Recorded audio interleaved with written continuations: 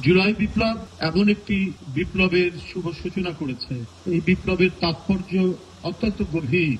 16 বছর আমরা যারা গণতান্ত্রিক আন্দোলনে যুক্ত ছিলাম, আমাদের যে নিপীড়ন নির্যাতনের কাহিনী এখানে বলতে চাই না, আমাদের বারবার গ্রেফতার, অসংখ্য মামলা, শত শত মামলা, রিমান্ডের নামে অকথ্য নির্যাতন, এটা তো একটা সময় গেছে। কিন্তু সকল সময়কে ধারণ করে এবং যে পটভূমি রচিত হয়েছে যে এই দেশ, এটা এদেশের জনগণের, তাদের ইচ্ছা অনিচ্ছার উপর দেশ পরিচালিত হবে, তাদের আশা আকাঙ্ক্ষার উপর দেশ পরিচালিত হবে। একজন ব্যক্তি তার ইচ্ছা অনিচ্ছার উপর, তার চাওয়া পাওয়ার উপর দেশ পরিচালিত হতে পারে না। এদেশের সার্বভৌম ক্ষমতা জনগণের। সেই জনগণকে বঞ্চিত করে, সেই জনগণকে নানাভাবে অপমানিত করে যে রাষ্ট্র ক্ষমতা দখলের যে ভয়ঙ্কর দৃশ্য এবং দুঃশাসন আমরা পার করে এসেছি, এটা ইতিহাসের বিরল।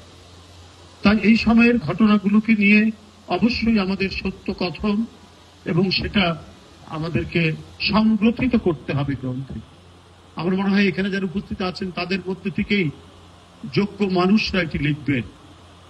আজকে আমাকে যারা এখানে আমন্ত্রণ জানিয়েছেন, বিশ্ববিদ্যালয়ের সহকারী অধ্যাপক সঞ্জয় দে রিপন, এদের মতো অনেক গুণীজন এবং মননশীল শুদ্ধ চিন্তার মানুষরা যদি এগিয়ে আসে, তাহলে আমার মনে হয় যে আমরা আগামী প্রজন্মের কাছে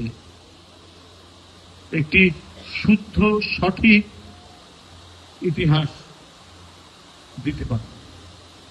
আর এই সঠিক শুদ্ধ ইতিহাস যখন একটি প্রজন্ম সত্যিকার ভাবে জানবে, তখন তাদের যে চেতনা গড়ে উঠবে সেটাই হচ্ছে সঠিক চেতনা।